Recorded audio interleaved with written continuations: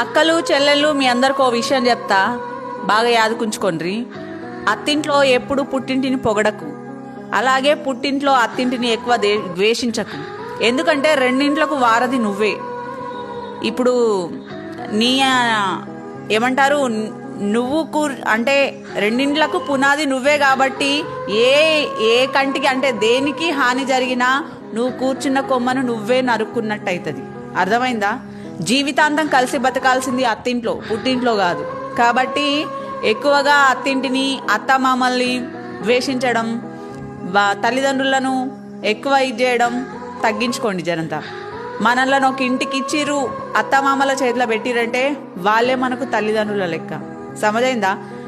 ఈ అత్త తల్లి కాకపోవచ్చు, తల్లి కోడలు కూతురు కాకపోవచ్చు, కానీ మన మనసు కరెక్ట్ ఉంటే అత్త తల్లి ఎందుకు కాదు, కోడలు కూతురు ఎందుకు కాదు?